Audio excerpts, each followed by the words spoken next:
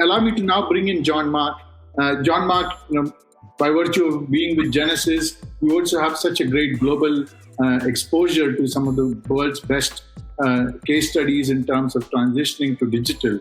And would you like to maybe share with us some of the best practices of global companies as they have gone about this digital journey? So, welcome, John Mark. Thanks, Manoj. Yes, sure. I mean, moving to digital or transforming your contact center to more digital is in all conversation. I mean, for a couple of years already. But still, we're in 2020, and the why and how to get there is still a challenge for a number of companies. So what I'd like to do is not providing my own John Mark's view today, but really share two really great insights from two customers in Europe. So from Vodafone Germany and Swisscom. They've started a digital transform, or at least accelerating the digital transformation journey 2.5 years ago, and now they're extremely mature. So we asked them recently, let's say, why and how did you do that? And as a gift at the end, I will give you some results because the results are great as well. So let me start with the why. And there were quite interesting things here. So when we asked them, okay, why did you do that? You were already somehow digital. And they say, yes, actually, we didn't want to follow a trend or even to be innovative, right? It's really KPI driven. A company has 3 KPIs: best customer experience, operational excellence, and actually grow revenue growth. And we really want to align this digital transformation on those 3 pillars. And actually 2 are the most important: is experience, customer experience, and operational excellence. So on the customer experience part was really interesting because they started, well, I mean, our customers are digital, so we need to be digital. Well, it's a no-brainer. Everyone talks about that. But what's really interesting is they say, well, moving to digital is not to deflect contacts, right? We are premium brands and we cannot allow, our products are maybe more expensive, so we cannot allow, it's not a strategy for us to deflect contacts. And actually moving to digital will allow us the opposite, spending more time talking to our customers or with our customers. Another point is, getting more personal. If you use digital channels in your contact center, you get more data. You need more context data information that allows you to be more personal and also allows the agents to be more personal, something you can do much better.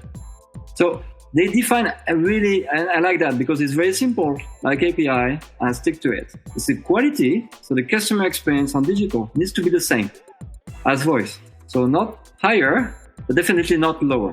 Simple target, right? And I see that more in some companies. They say, okay, well, digital is on the side and we can allow to have less quality. No, same quality.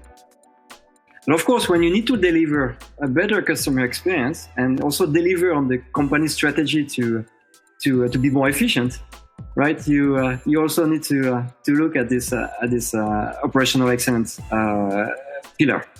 And still today, I see a lot of companies say, well, and Jasmine, you touched a little bit on this, is, well, if we open more channels, we'll kind of open a new pipe or a new highway, and that will create more volume and will create therefore more cost.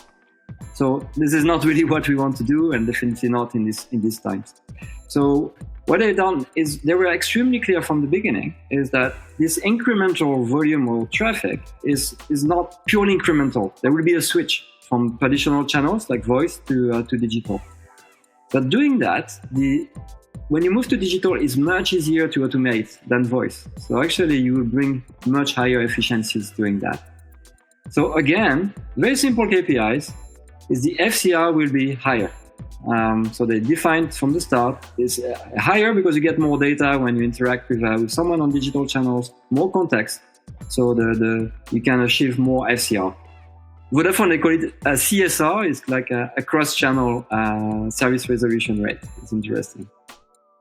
How to offset also this volume is the higher agent productivity, because you've got concurrent interaction handling, if you're used to messaging, you have asynchronicity, you can deliver higher agent productivity. And of course, and they were unanimous on when you open digital channels, you have to think about automation from day one. I'll touch that a little bit later, and we need to look at automation rate. So again, very simple KPIs defined from the start with numbers behind it, and get the company adopting them. So that's on the why. How is a bit more, it's like a recipe, right? And we see some customers, they start from a technical point of view. We start piloting things and then figure out, okay, well, now we need management approval, or we need to figure out whether the business case will work or not. So this is the journey both Vodafone and Swisscom took. And we can spend hours on this, but I will keep it short, I promise. First is really have a clear strategy. So they both went to messaging, and they went WhatsApp because it's Europe, but we see that in Asia a lot. It could be Line, or it could be other messaging platform, or WeChat. And when messaging, and now messaging is really one of the key digital channels used, more than 60% actually of the traffic of digital. They were looking at digital on voice later, and actually looking at it currently. So this strategy needs to be clear from the start. And then internal alignment is also very important. Yeah, getting management approval is obvious, but we still see today that it's still difficult. And again, if you've got your why clear and your KPIs clear, it's easier. And I think Jasmine, you touched a little bit, is involve the customer care operations from the start, right? Not later. That they really help defining this alignment and the strategy together, and clear ambition. On automation, that's very important on digital. So you need to start from day one. That doesn't mean, so everyone's talking about chatbot currently.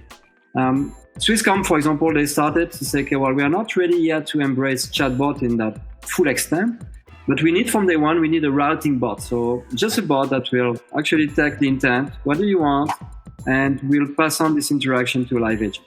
No more, no, that's it. Everyone is looking at FAQ bots, but both of these companies say, well, FAQ bots is good, but when our customers are contacting us, they want the task done, right? Whether they talk to an agent on digital channels, or whether it is completely automated by a bot that is transactional and will get my task done.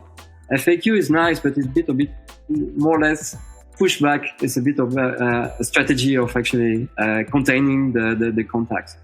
So they started with routing a bot to route this interaction to actually a real agent, and now they've got implemented some transactional and conversational capabilities in their automation strategy and bot.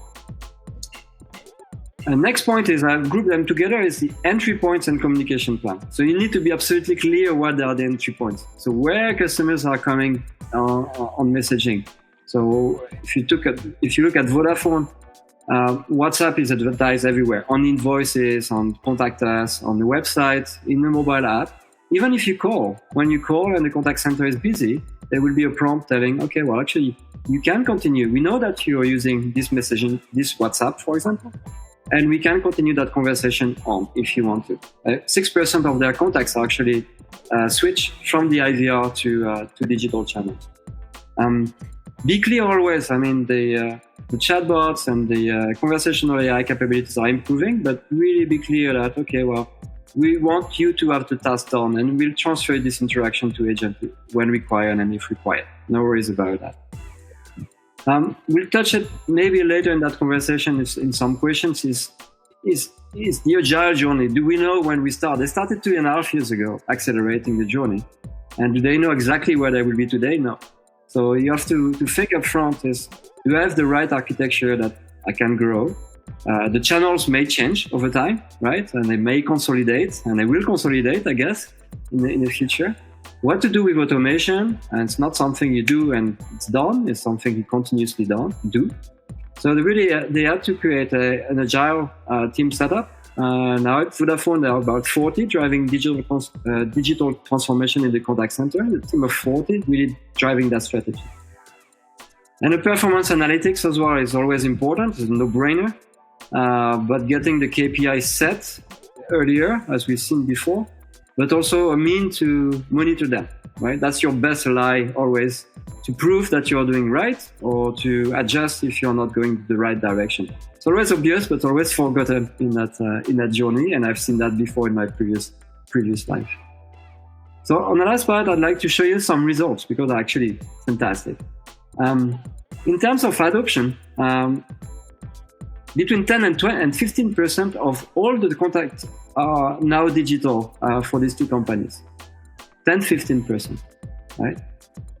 They believe that 25% will be the share of interaction next year. And Vodafone even told us that they really believe, and that's a trend now they see, that within 2 to 3 years, half of their total volume of interaction will be over digital channel. Yeah. And Jasmine, you touched a little bit about that. The total volume is actually got stable. They got new products, they got more complex products to sell, more customers, but their total volume of interaction is stable, or actually slightly down. That means there is a shift in the channel usage. Yeah.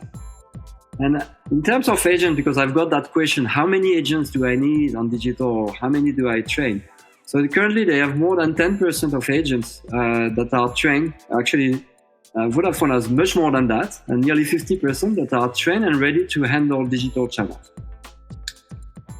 Experience, what they've reached now, and it's again very important, it's on par with voice. It's not higher, not lower, it's exactly the same. It's where they wanted to do, where they wanted to go. Right? And they also reported that, well, if you move to digital and even automation, really try to change, so build those conversations designed for the customer and not on processes, because that becomes very complex. Yeah. Efficiency, that's on the mouth on all the people. Is it more efficient, right? FCR, the same. For Vodafone, same FCR as for voice. Swisscom, higher FCR than voice. Again, because you get more data, so you can actually route this interaction much better. Productivity is higher, much higher, 5-10% higher. You always look at sales conversion, because contact center are doing a lot of sales conversions as well, and it's the same level as voice. Again, ticking in the box as the plan they wanted to do. So what does improve this efficiency is really concurrency. So having concurrent interactions when you deal with chat or messaging.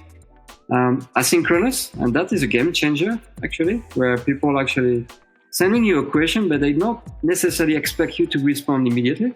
If you respond within 15 minutes or right now, it's fine, but if it is the next day because you're closed, it's also good. So they say the customers are really, because they're used to WhatsApp or messaging application, they're really comfortable with waiting to the next day, right? It's very important, though, that you size your contact center in a way that the next day you've got more resources at the opening of your contact center. On the automation level, there's a lot of questions also on automation level, what the automation rate you get.